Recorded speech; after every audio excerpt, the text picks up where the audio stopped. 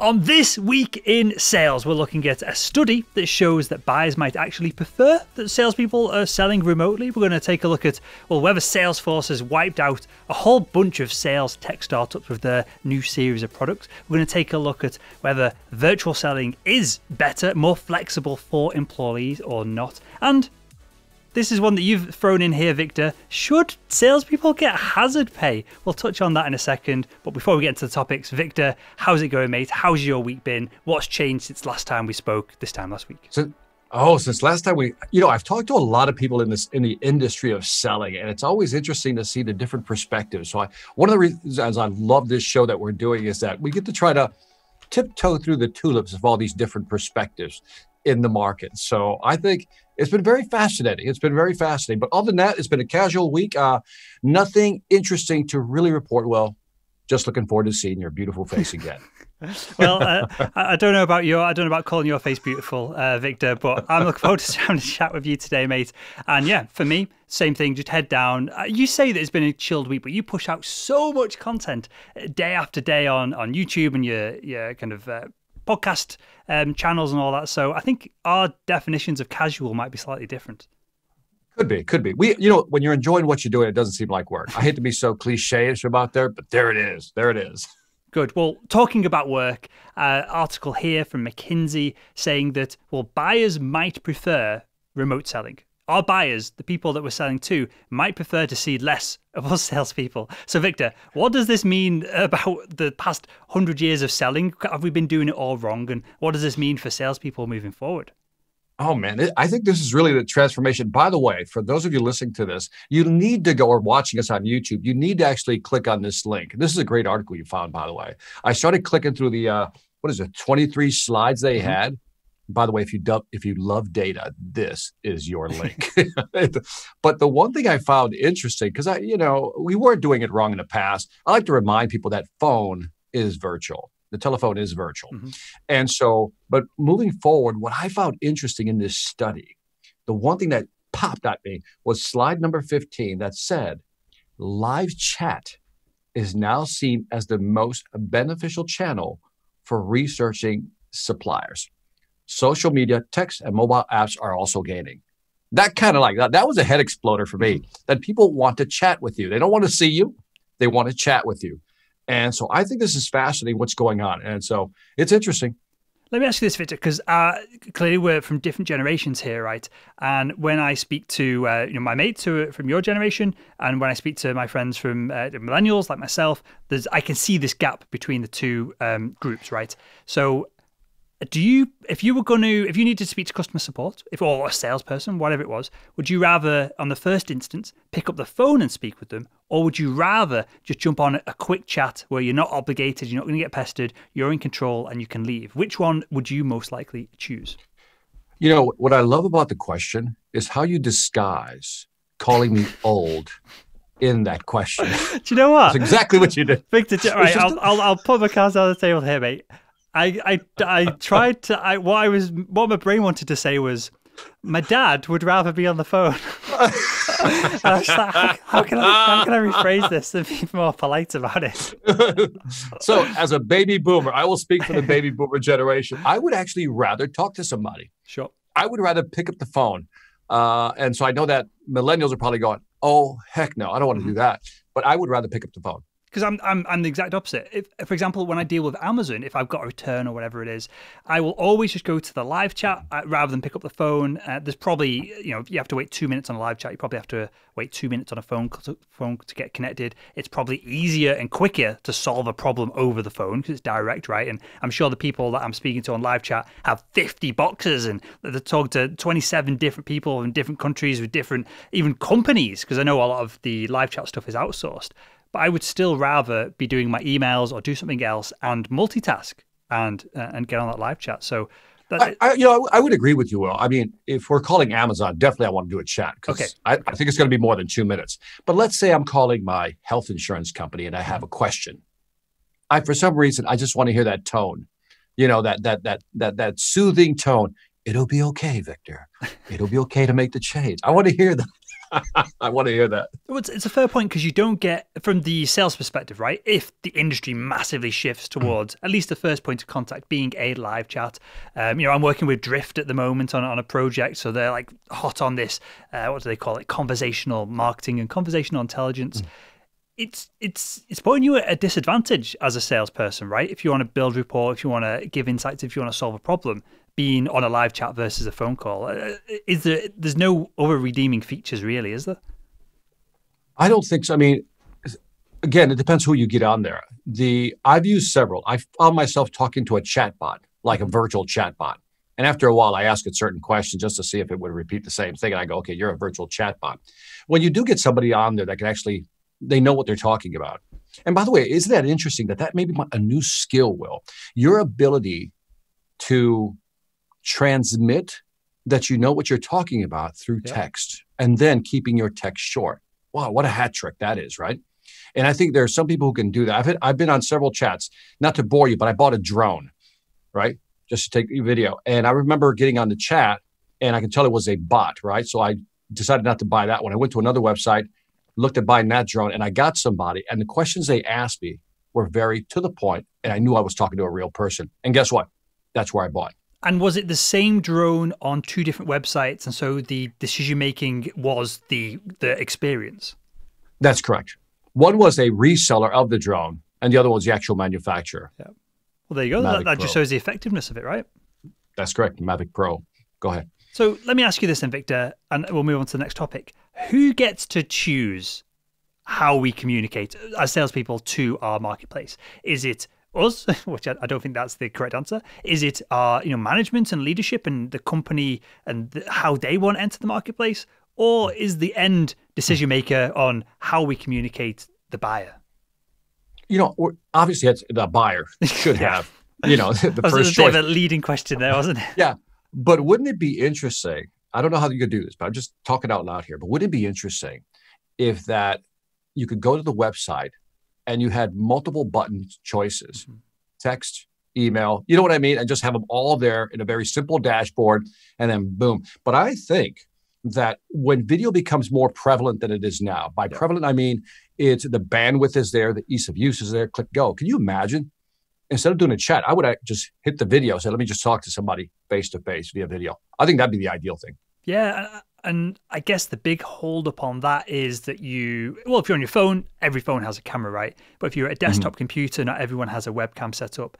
Maybe people do now that they're working from home. Maybe it is more commonplace. I know all the webcams seemingly on the planet sold out at the beginning of COVID, right? So maybe that is an option. I think so. I think it's an option. I think what's also interesting is that have you noticed that a lot of people don't want to turn on their cameras when they talk to you? Have you noticed that, or is it just me being paranoid, or maybe people don't like me? It might just be you, Victor. No, it depends on the context, right? I found the exact opposite. So I've done a bunch of, I mentioned Drift, we're working on them on a project. So we've been having a bunch of meetings, and there's a bunch of other companies that I'm in the mixed with different things for 2021. And it's usually me who's the last person to turn on the camera. And I do, and this is the irony, I do all of my calls from this desk just because I do all my calls. Most of the time I'm calling people in the US, right? And so I'm using Skype rather than a landline or a mobile. I just find that internet-based connection to the US from the UK is a better quality phone call, sounding quality phone call than if I do it via my mobile. Whatever reason, I'm sure there's some logic behind that. So I'm usually jumping on what I think is a phone call, and then I jump in and everyone else is on the webcam, and then I'm turning mine on, and then I look like a weirdo doing it from a studio when everyone else is just at home doing things. And it looks like I'm trying to show off or be a tryhard and kind of outdo everyone else. Everyone else is in the kitchen. I've had the same thing. But honestly, the point of that tale of it, my experience is that people are turning on the cameras in just general business calls. And maybe that's a new thing with everything that's going on, right? I think it's going to become, again, something that's habit after a while. I think we've shifted so hard. I think people are used to cameras now. So yeah, that's cool. That's cool. All right, what's the next? So next up, I put this one in the doc, and this is a sales technology update. And so I love Salesforce. Salesforce built for and paid for this studio, so they've always got a place in my heart. And they've come along, right? And they've got Salesforce Meetings, which I've not managed to dive into yet. Physically, I can't get access to it, whether it's in the UK, whether it's because I'm in the UK or what, I don't know. what seemingly is their equivalent to Zoom, but set up for the sales enterprise space. They've got a new meeting management system that will give sales teams data during video chats. So I assume this is them taking on the likes of Gong and Chorus.ai and the people who are pulling in data from phone calls, analyzing it, and trying to train and coach reps or give sales managers the data to train reps, right? So there's a bunch of other things here, and we'll link this in the doc. But Victor, if Salesforce comes in and starts implementing some of these tools that are usually built on top of Salesforce, are they just going to wipe out most of the sales tech economy that's been built over the past decade? I say yes. I just had this. I just had this. I did this. I do the Sales After Dark live stream, and my last one was the death of the CRM? Question mark. How dramatic is that, right? And what I think is happening is that CRM, as we know it, us older people will know it, is pretty much gone because it was a system of records. Yep. But now what's happening is they're bolting all these different apps/intelligence into these systems that anybody who has pieces of what we need, and let's go to Gong, let's go to Chorus. And by the way, both companies I love. Great technology, great company, great studies actually. But the IP is going to be their algorithm. Yep. And if Salesforce can duplicate that algorithm, those IPs, then these companies are going to have some trouble in the future. Because unless I can see this happening, Gong merging with, I'm making stuff up now, with Pipedrive. Sure. In order to compete against Salesforce. Because what's going to happen is I think the CRM is going to sit in the middle, the traditional CRM, and around it, well, it's like a giant ERP system. We're going to bolt in all the applications and all the intelligence. And that is where I think the market is going. And the answer is yes.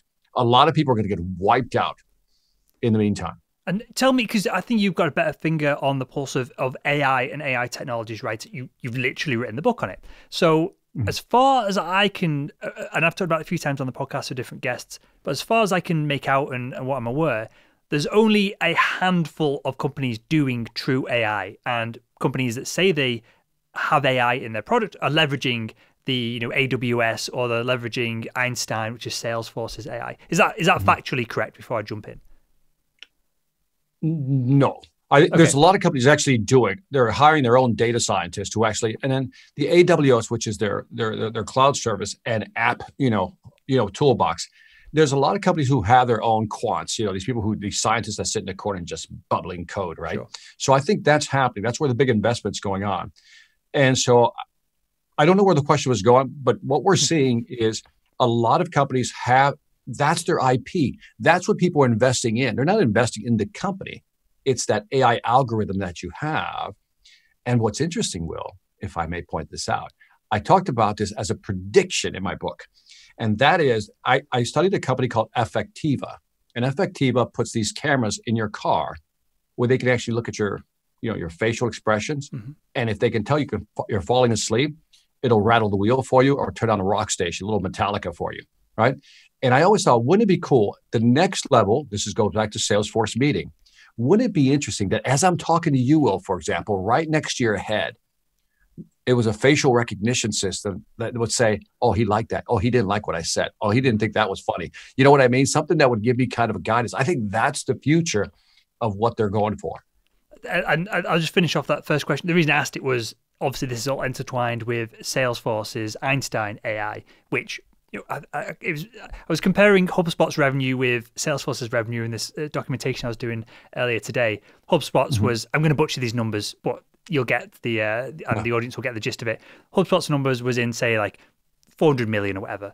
Well, Salesforce's numbers was like 80 billion. So it's multiple levels of revenue above it. And so who can compete with that? There's not many companies that can compete with that amount of revenue if they wanted to throw it at AI and Einstein. So that's where I was going with it, in that I was going to ask, do Salesforce just have an inherent advantage with all of this when you're competing against a startup because just how well funded they are?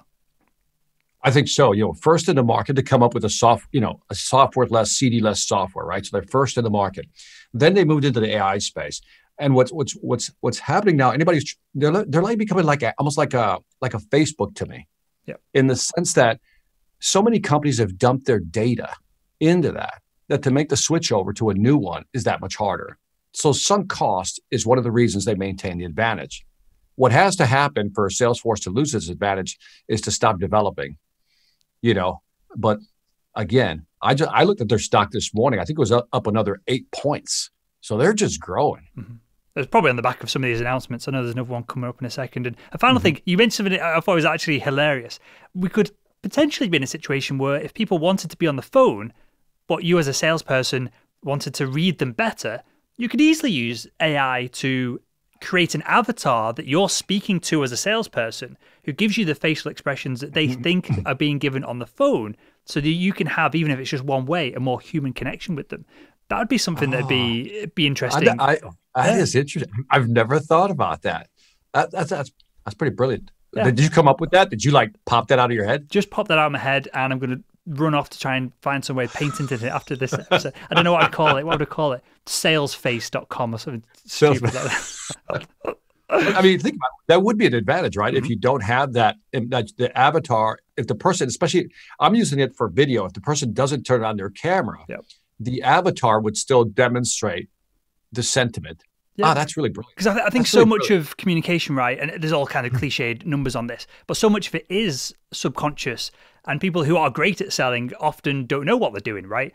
But if you can just put them in the right place or the right room, and we're going to get onto VR and training later on in the chat, but yeah, I feel like that could be, even if it's just a slight advantage, could be something, or it could make your job more enjoyable rather than just being on the phone and monotonous and staring at a screen, especially in like a call center or something. If you're not necessarily sales, but telemarketing, if you can speak to a virtual person, that's got to be more interesting and keep you engaged. I think so. I think it's a brilliant idea. Dear Salesforce, I represent Will Barron. Will Barron has a great idea we want to integrate, because even on the Zoom call, when they don't have, again, their camera on, I would like to see an avatar. It would give me something to look at besides the person's name. I love that idea. Good. Well, this week in sales, we'll be doing apps at some point in the future.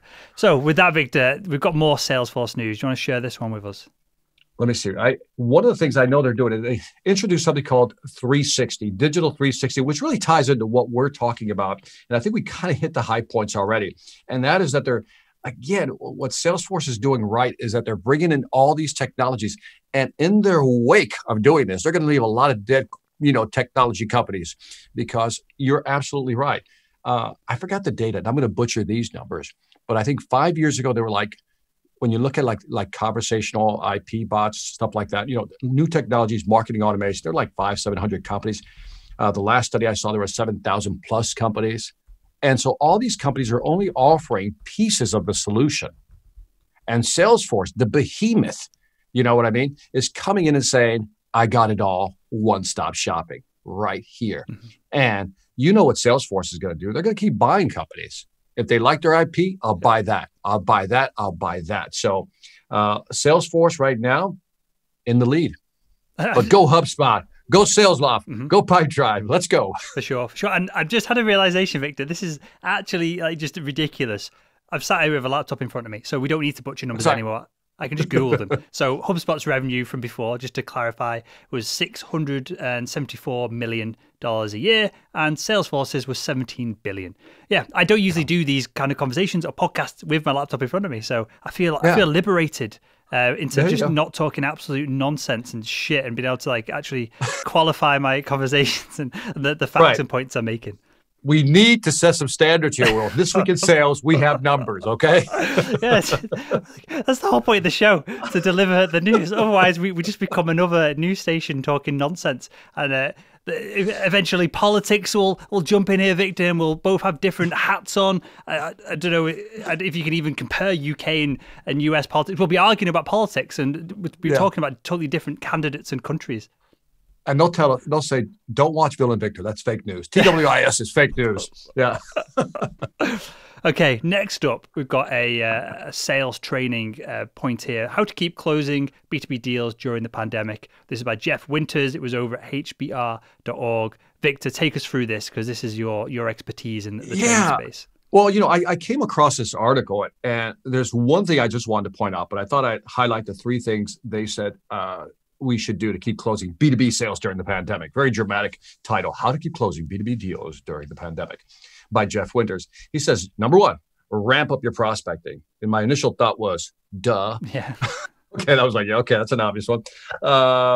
Number two was think about your prospect's customer. Now, this is interesting because I'm finding this to be very effective. Mhm. I'm actually selling through a client to get to the end client. If I understand my client's client, I can sell to my client better. So I think that is a very interesting perspective. That was number two. But number three was the one I really love. Pitch all deals like you're pitching to a CFO, a chief financial officer, because right now people are looking to justify the spend and budgets are being reduced. So therefore, that's a good point that maybe as you're doing your presentation, we should tie more of that into return on investment, break-even points, long-term gains, so forth and so on. So three things to do. Ramp up your prospecting. Think about your prospects' customers. Love that one. And pitch deals like you're pitching to a CFO. What say you, Will, on that one? I say that is common sense and good practice, but does that not make sales, especially if we're just talking about the numbers, something that could be done with a PDF document? Do we not need to add another layer of almost like analysis, insight to speaking to a CFO? And I'm talking about my experience here selling, this is something I can comment on, in selling to the NHS here in the UK, which is government rather than the B2B or B2C. But I had CFOs in the room with me all the time. And yes, they wanted to know about the numbers, but I feel like there are other things that they want to know about as well, such as risk management and things that trickle down perhaps from a CEO. And perhaps the CFO is doing their due diligence before they go to the CEO and get things signed off. But is it as simple as just ROI? Can we get any deal done by just talking about ROI, Victor? No. And you bring up a good point. So thank you for adding another layer of complexity to this, because if it's just about an ROI calculator, then you're not going to really win the deal. That's not going to carry the day because that's already been around for quite a while. I think what companies are looking for, and you said it real quickly, that they're looking at risk. What's the downside? And in looking at risk, they're looking at several things. How's this going to impact my operations, my delivery times, my service, all this stuff, implementation, training. And that becomes a more comprehensive economic impact package that you present. Got it. As opposed to just an ROI and break-even point. Now you're talking about all the numbers, and because everybody in the company is evaluating how this is going to impact them. And those are the real questions you have to answer. Yep, you're going to see an impact hit for the first 2 weeks on your delivery, turnaround time, blah, blah, on your operations, and then walk them through how you're going to mitigate that, and in the long run, how they're going to get their money back. I think that's a full-blown conversation. So good point, Will. Yeah, one of the things we used to do a lot was talk about patient throughput within theatres. If you use our equipment with high-definition screens versus standard-definition screens, the patient's patient safety, all that good stuff. CFO perhaps doesn't cares about that, but isn't they're not incentivized on patient safety, but they do care about this patient throughput. So I would almost like build a pyramid or have a funnel that leads back to ROI at the end of it. Of more patient throughput means more bed space, which means more funding from the NHS. On when you're essentially a proficient and good hospital, you get more bonuses and grants and things like that, which then leads to indirect ROI of not just this is better for the patient, but this is better for your career, Mr. CFO, as well, because it's going to help you kind of balance the books. So that's how I like to picture these conversations with CFOs. As I said, I don't have that much to say about this kind of thing, but that's something I did do and was relatively successful by. And it was that funnel of this, and this, then you. And that's how I would rope in other people in the boardroom as well and get everyone on board, almost going around like this, and the CFO would be sat in the center wearing a far nicer suit than anyone else, and you get them nodding then. That's it. I always call it a little bit of mental candy for everybody, right? Get everybody to buy in. And I think that's a good way of looking at it. So I love that. Good. Okay, next one. This started off as almost a bit of an off-topic but somewhat interesting conversation point I wanted to drive in here of, can VR sales training disrupt the industry? But then as I look more and more into it, and perhaps projecting 10, 20 years into the future, it seems really interesting. And this is another HBR.org, and I'm reading this from the URL now, a sponsored post. So maybe this is totally biased and pushing towards this as a potential future for sales training. But it's talking about organizations in retail, hospitality, and sales training and other sectors are increasingly finding that applying virtual reality tools in their training is helping employees strengthen what they're calling soft skills. And a lot of the tell me your thoughts on this, Victor, but a lot of the more difficult things to train in sales are the soft skills, aren't they? I think so. I think what I liked about this article, it talked about, and I think I have the number here. There was a study within the article that talked about virtual training increased confidence rates by 40%. And it almost gets back to what we know, Will, about role playing, right? Because that's kind of what this is, right? Just give it a virtual reality twist. And I think the more you can do, I'm a believer in role playing. And if I can use VR to do role playing, walk me through scenarios, walk me through conversation, objections, blocking them, overcoming them, I'm all for that. So, on the soft skills side, I think you and I don't have a problem talking on the microphone, but it's, I have to remind myself, and you probably have to do the same thing, that a lot of people are not comfortable talking on a microphone or having just general sales conversations or getting the conversation started. Mm-hmm. So those are the type of soft skills that I think would really help with VR to get that going. Yeah, I think there's two elements of this as well. There's VR, which when I first read it, I was like, VR, everyone puts on a headset, we're in a classroom environment, we can do cool audio, video things, rather than a lot of sales training companies that are still trying to hold on to in-person training because they can charge way more for it, are trying to do in-person Zoom meetings and things like this, rather than, I will put words in your mouth, you can give us your thoughts, but my opinion, a lot of sales training can be done by interactive video content that is pre-recorded with training after the fact, perhaps. So I'll ask you that in a second.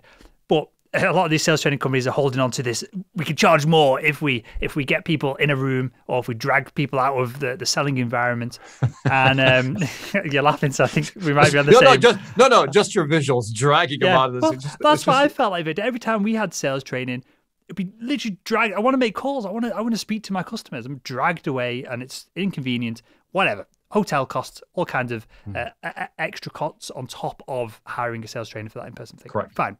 Correct. So my first thought with this VR training was, I can be in my pajamas after I finish work, jump on a virtual call, and I'm in a virtual suit. Everyone else is in the virtual suits, even though whatever the heck they're doing. And you can do some really cool audiovisual things to make that learning experience, that teaching environment really strong. But then you kind of alluded to it here, the actual then process of, you could turn it into almost a computer game where you get points, you're competing with the other members of your team, you're negotiating against an AI in real time.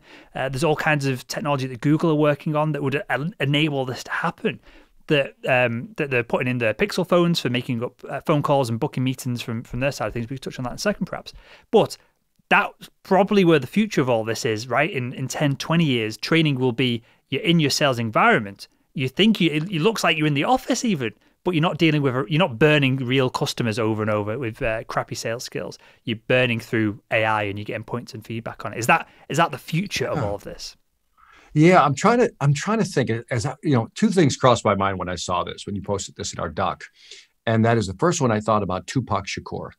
That was the first thing, by the way. It's just with Tupac when he did that hologram with Snoop Dogg. Yep. Remember that? I was like, oh, that's pretty cool, right? That's like a hologram, right? So if you could do a collaboration with the hologram, I think that's pretty cool. And the second thought that hit me is, how do you get the content in there? And immediately my brain shot to those green screen videos. You ever see those behind the scenes where they're making a movie? They got the massive green screen, but then they got the person dressed up in green with a bunch of dots. Yeah. So then they can superimpose whatever character they want on them. And I thought, wouldn't it be cool if you could get an expert salesperson, right, within the company to suit up with the green suit?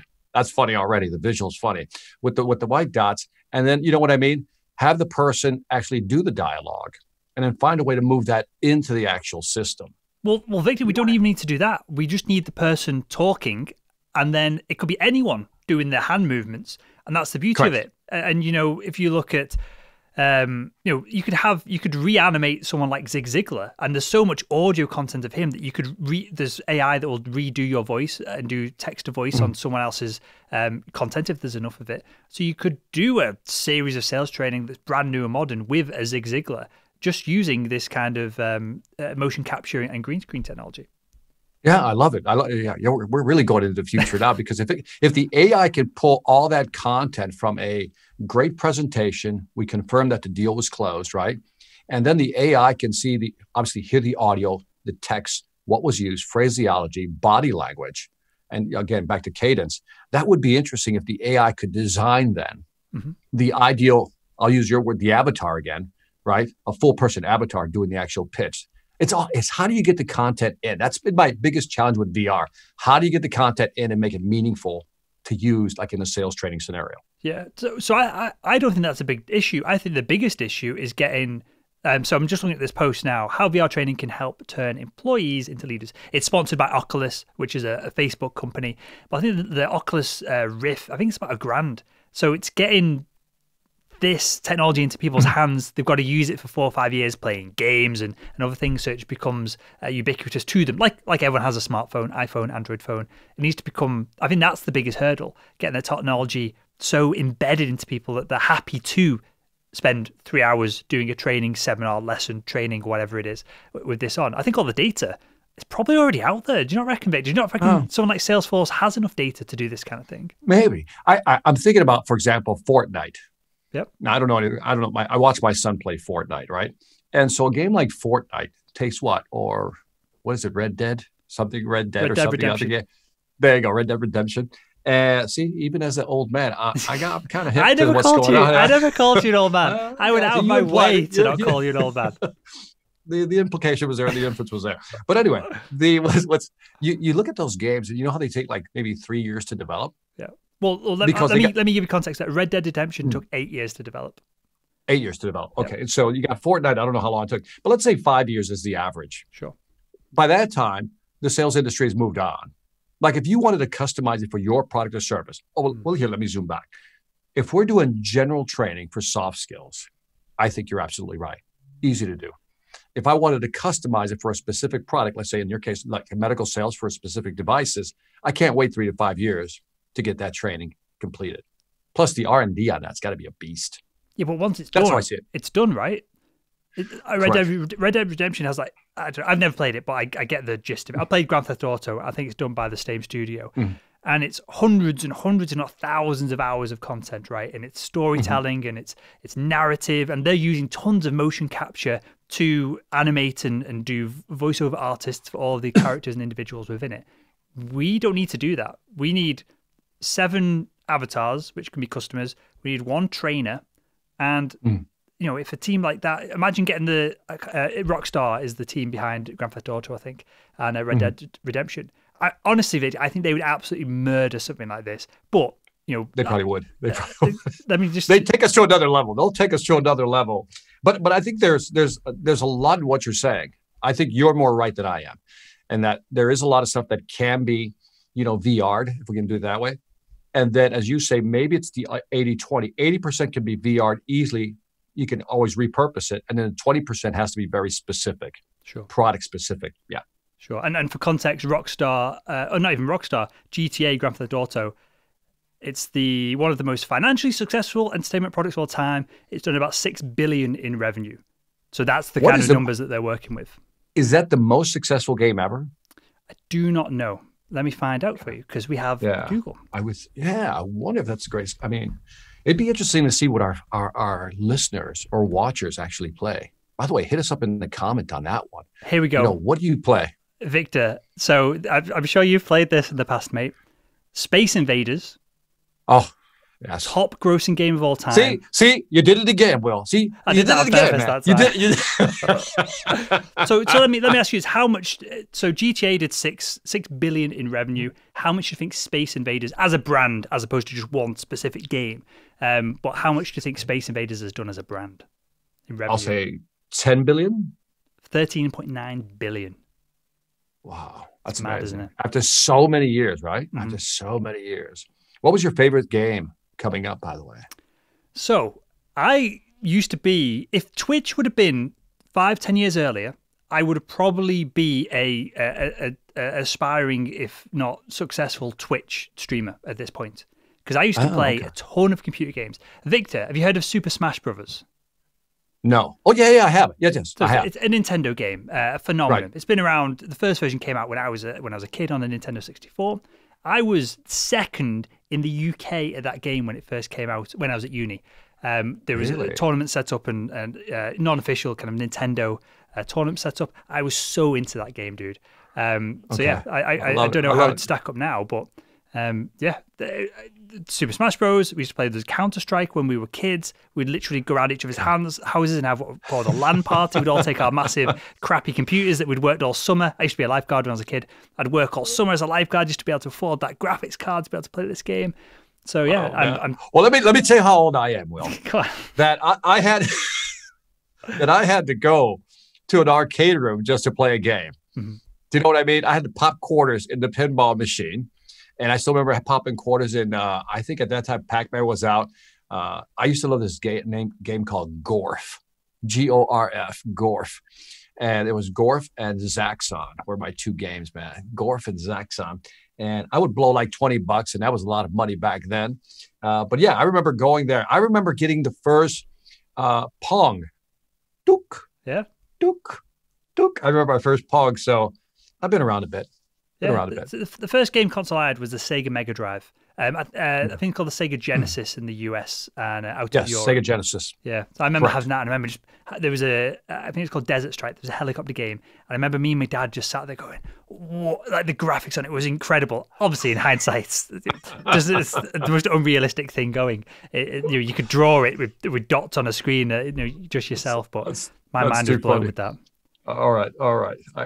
Anyway, we'd love to hear what you guys played when you were young. And if you're still young, tell me what you're playing right now.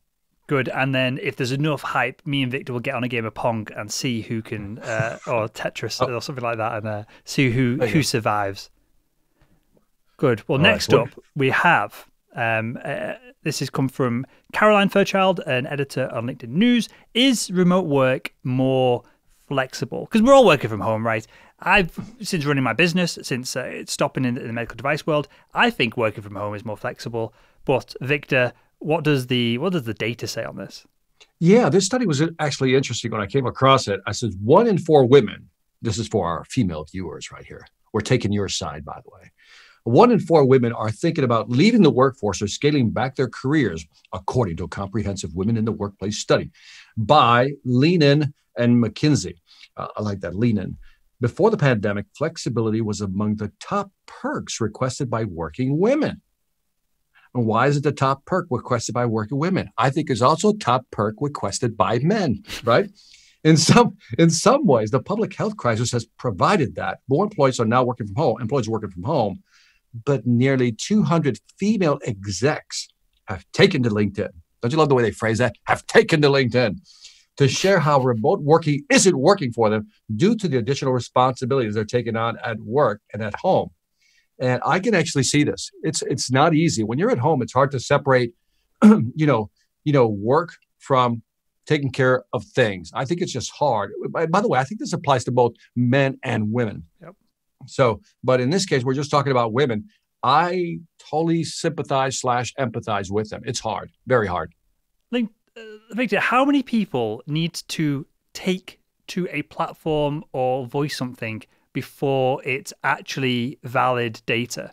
Because I'm pretty sure I could get 200 people who listen to this show to take to LinkedIn to protest something ridiculous. I'm not trying to diminish this post and this content, but how many people does it really take before something is a big deal, especially in the global, worldwide internet that we live on? I don't know what the number is. That's a tricky question, but I think the question behind the question is, how legitimate is this? And I think it's a legitimate concern. I think it's very difficult, but I think it's an acquired skill. Well, here's what's going on, Will. I think you know this.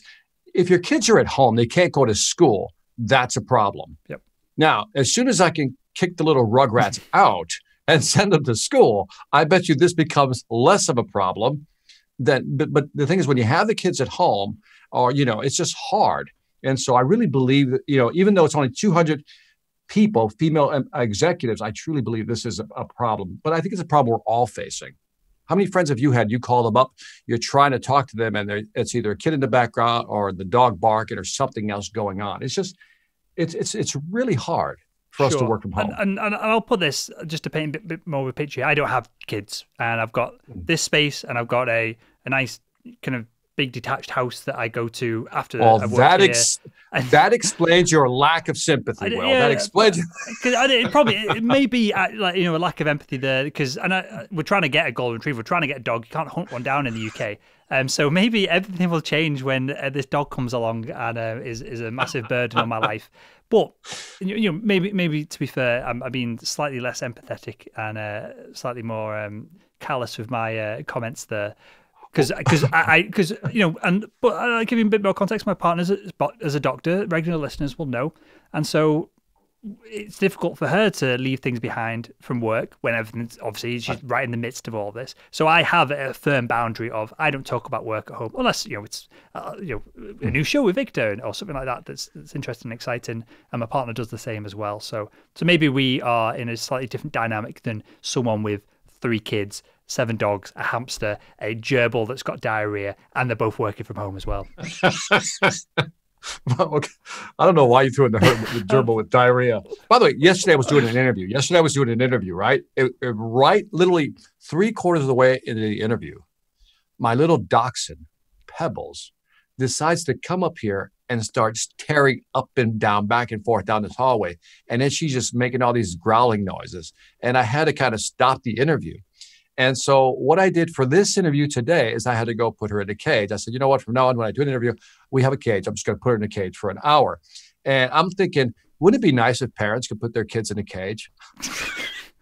That was a joke. That was a joke. That's going to be cut and copied and pasted across social media. You're going to be shut down. You're going to be deplatformed. I tell you what, Victor. I'll pull the fourth curtain or the fourth wall away here for the audience a little bit. So when we're recording this, right, and then Victor sends me his video feed from his side. Just get a nicer, cleaner copy than trying to do this via Skype or Zoom. Right. It gets compressed as it gets sent over. Well, I listened for like 30 seconds. I was like, I best turn this off.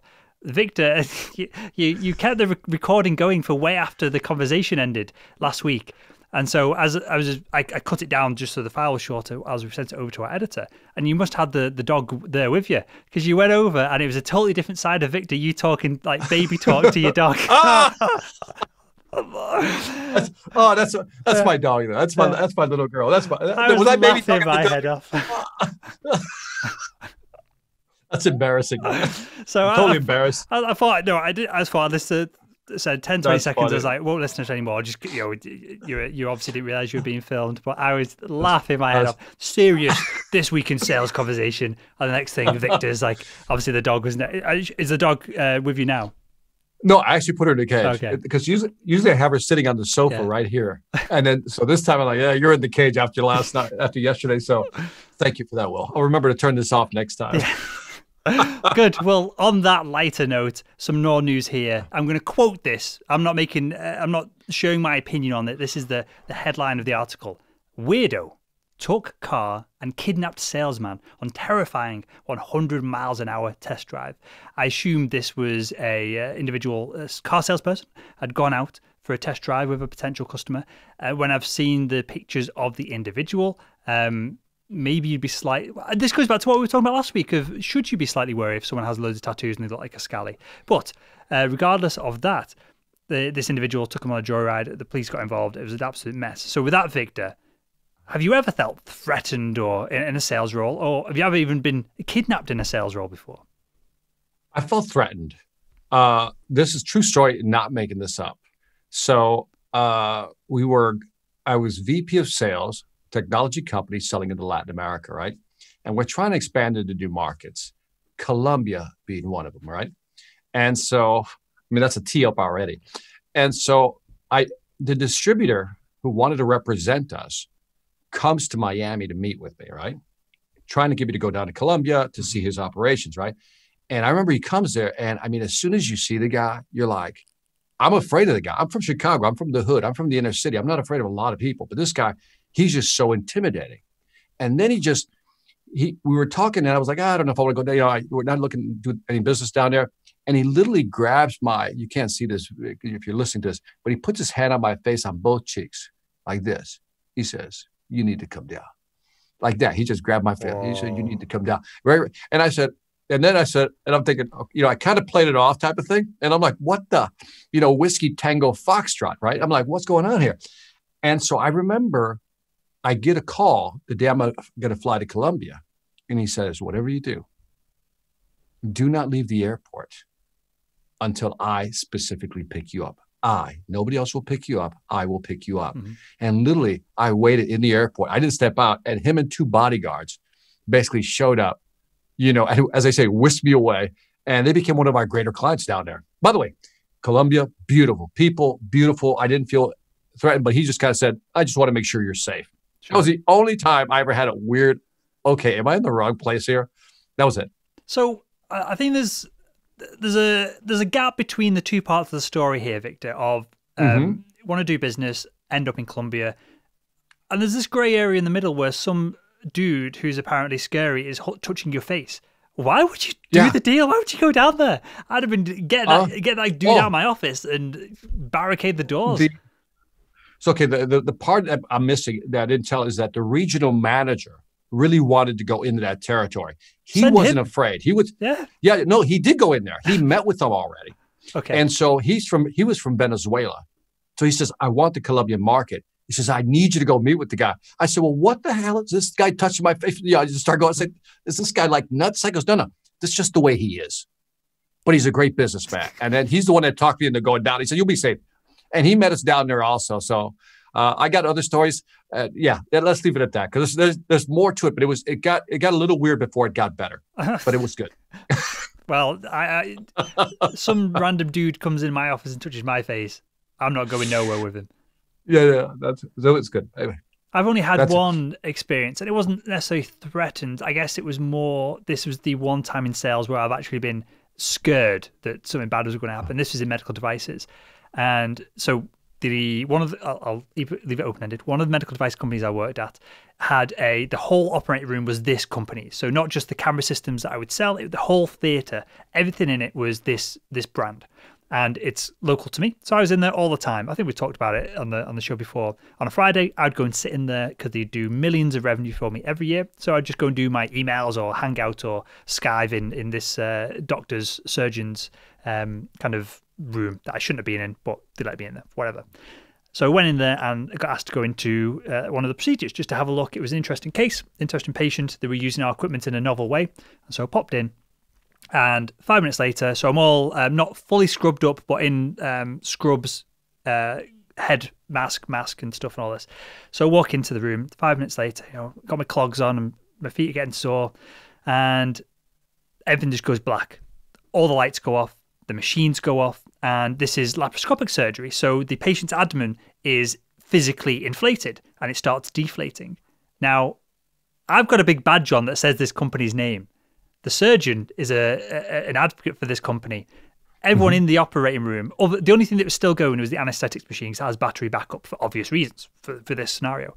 Everyone just looks at me. I just remember going bright red and thinking, crap, I just had to be in the operating room. The one time everything blows up. As I said, the endoflate is deflating. The patient has, or the surgeon registrar has, equipment inside the abdomen that is hot, and so all the cameras are gone off, so you can't see anything.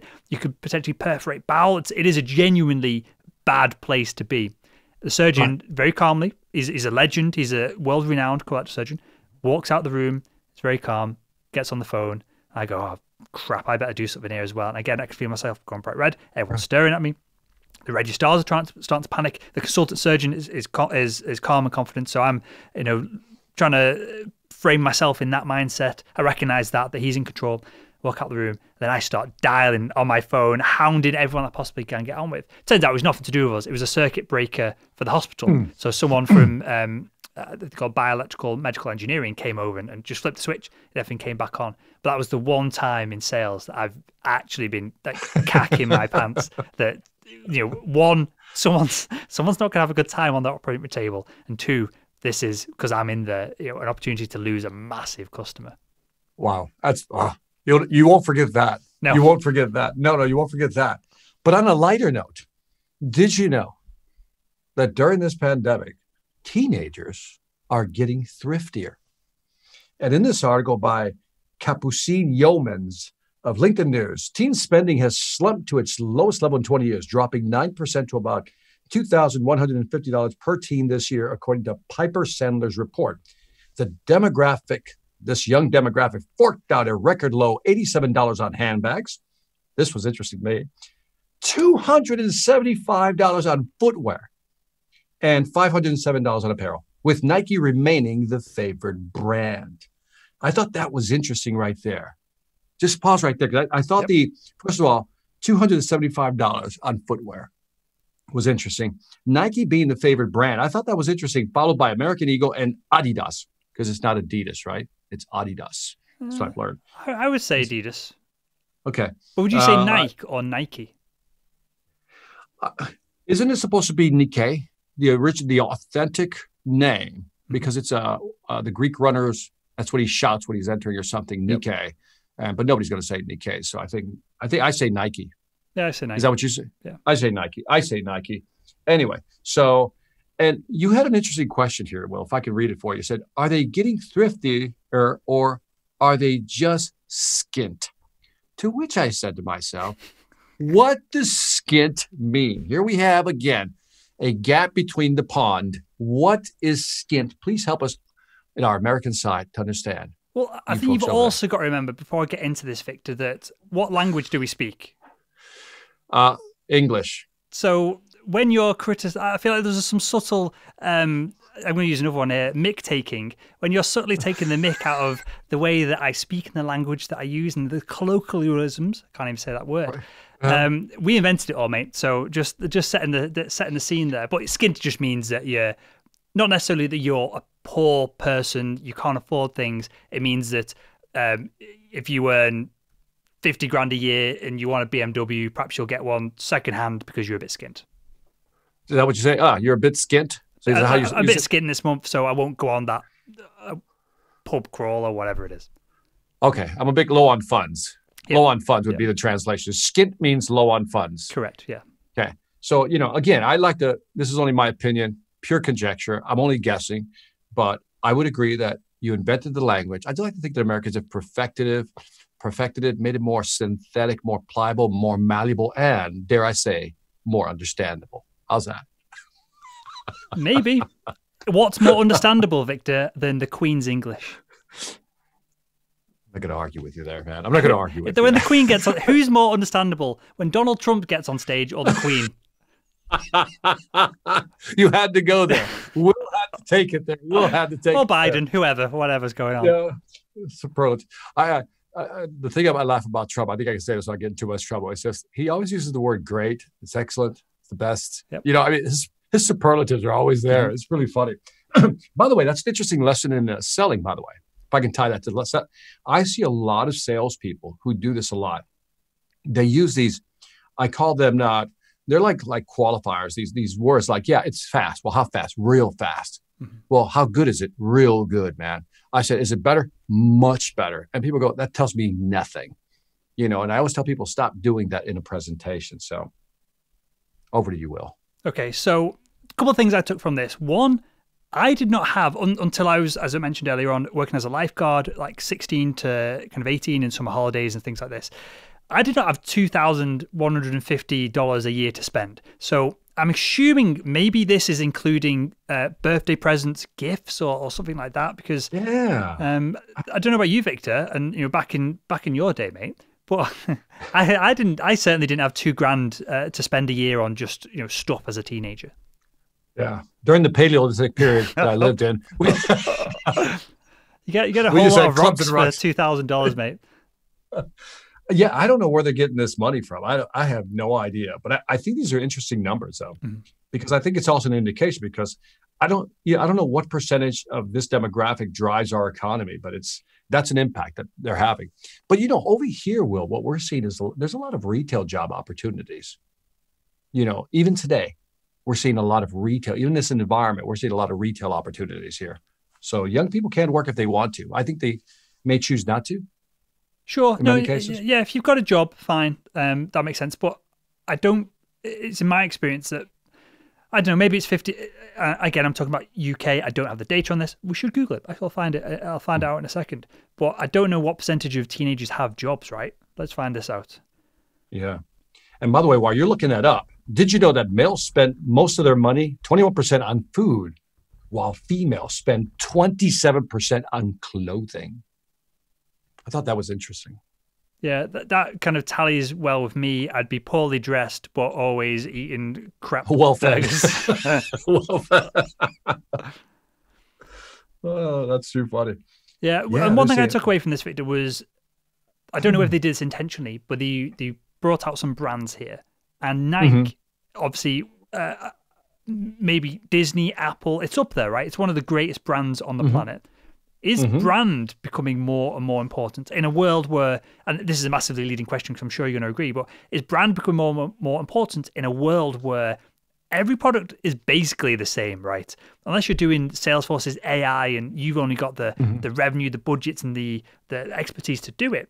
But with shoes, anyone can copy someone else's shoes. There's no real technology in shoes in trainers that can't be just copied and ripped off. So is brand the key differentiator that we all should be kind of aiming towards, and we should be aiming to work for companies who have incredible brands as well?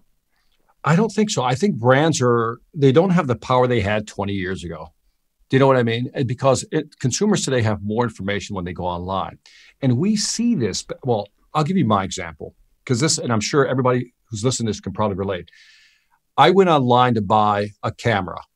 And I remember I went for the Canon and the Sony, right? Yep. And then I started looking up different cameras, right? And that led me down a rabbit hole. People who bought this also bought that, right? And then you start, well, I've never heard of that brand. What is that brand? And all of a sudden I started going down different rabbit holes, right? And I wound up still getting a Canon. But I didn't get it because of the brand. It's just that I went through everything else and figured out, okay, this is what I'm really looking for. But brand was not. Brand was a starting point. It wasn't the final decision maker. So it does influence the buying process, but I think as a starting point. Sure. I'll agree with that, but I'll pull from the opposite direction. And perhaps I'm talking about more things like trainers where it's very it's very difficult to differentiate them, right? Canon, for example, cameras, we'll nerd out here for a second, has incredible color science, the best autofocus in the business. Sony has less good color science, but has sharper images, and the most Sony cameras are 4K. Oh, I see what you're saying. So aside from specifications, something that doesn't have specs. So, for example, let's talk about a better example might be, or a different example might be, going for, I don't know, you're looking at a shirt from one company versus a shirt from another company. I would probably go with the more prestigious brand if they both fit similarly, because I'm so skinny I have to get all my shirts tailored anyway. But I'd go with the more prestigious brand, even if it was a bit more expensive, even if no one can see the logo because it's a shirt. That's kind of where I was going with it. I think to some extent, I guess it does depend. Like one of my favorite brands is Lululemon. Do you know what that is? Yep. Lululemon. Don't they make yoga pants for women? Right. Well, okay, but I didn't buy yoga pants for women, okay? They expanded their brand and line. What are you trying to do to me today, man? You're making me old and you're making me wear, leotards. So they expanded the brands, obviously. But I've worn them and I love the material. You know what I mean? And when you've done that, you're locked in, man. I don't know about you, but as I get older, I just don't want to have a lot of options anymore. I want to have 2 or 3, brands that I buy from. But again, I'd never heard of Lululemon. It wasn't until I tried their pants that was highly recommended. Then now I'm in love with the brand. Yeah, that makes sense. Because I'm the same. Look, I don't know if you've noticed. I think every video we've ever done, I've had one of these jumpers on from Marks and Spencer's here in the UK. I have the same chinos. I've got 3 pairs of these chinos that I wear every day from Uniqlo. They just fit me right because I'm tall and skinny. So I'm the same. I find maybe this is a sign of maturity, perhaps. Not jokes aside. Of you find something and then you just settle with it and you get on with other priorities in your life and you're not constantly chasing the latest pair of Nikes or whatever Adidas trainers that are cool and hot right now. It's like Zuckerberg, right? T-shirt, jeans, boom, uniform, done. Yeah, he says what? Less decisions he has to make. Yep, like he's going after decision fatigue, isn't he? And that he copied that from Steve Jobs as well. Oh, did he? Did not know that. All right. So I think that's interesting on the brands. So good, man. Well, we've got an audience question here from Christina. So I'll read this out and then we'll go through it. And if you've got any questions for us, drop us a message on LinkedIn or email, either one of us, and we'll drop it in the show next week if appropriate. So Christina says, Love the show. It's becoming my go-to on a Sunday morning dog walk.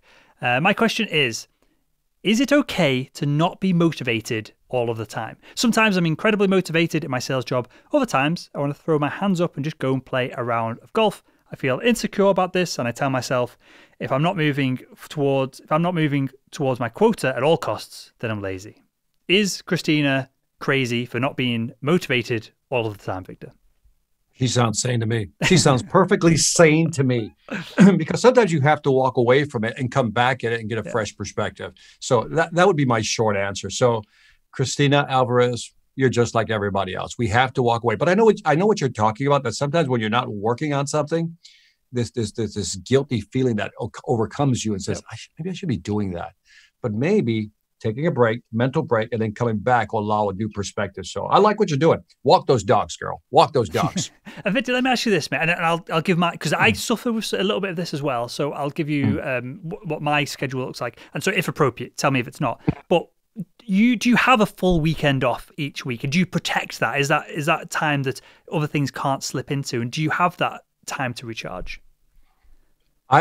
This is embarrassing right now. Full disclosure. Only here on This Week in Sales will Victor Antonio admit the following. So today's Thursday. Tomorrow is Friday. Free day. No, free day. I don't work Fridays. I've self-imposed a 3-day weekend on myself. So I don't work Friday, Saturday, and Sunday. So I work, only 4 days, and then I don't schedule anything for Friday, Saturday, or Sunday. So I am very protective of that. So that's shocking to some people, but it works for me. And by the way, it's like I feel like I get just as much done. Yep. And I feel like when time is compressed, it's like you're more focused. You ever notice that? When the time is more compressed, like more focused, you're getting more done. So it's actually going to have so many. That's my schedule. But I like to do all my work early in the morning. That's my best brain work. Yeah, I've just Googled it. 3-day weekends could make people happier and more productive. It's a Business Insider article that I'll include in the show notes as well. Because I think there's quite a lot of study on this. And some tech companies are experimenting with a 3-day weekend as well. And it makes sense, right? Because you're going to come back refreshed, recharged. And I know if I take 3 days off, and usually we go up to the lakes, to the lodge that we have up there, and have a bit of time to ourselves, me and my partner. I come back like raring to go. I'm excited to record content versus if I'm it's good recharge, right? Yeah. Because it's almost like Sunday doesn't count. Half a Sunday doesn't count. If you think of a 2-day weekend, right? Because by 3 or 4 p.m., you're starting to think about what? Work. Mm-hmm. Got to go back tomorrow. So I think that extra day, Friday, I call it free day. It really allows you to kind of really enjoy that. So, Will, I've been dying to ask you questions, and I think we've done 3 of these already. And I think I don't know. I think I've built enough rapport, maybe trust between us that I could ask you this question. So this partner of yours, are we getting married sooner, or what are we thinking here? Can I put you on the spot, or is it? She's never going to listen to this. So, we will be getting married, long-term relationship. I've held off I was probably going to propose this year, but I don't know about in the US, but in the UK, you can only have 15 people at a wedding. So it makes a wedding, for me, I want it to be a big family event. My partner only has a small family, but I've got a massive family, loads of uncles and aunties and kids and cousins.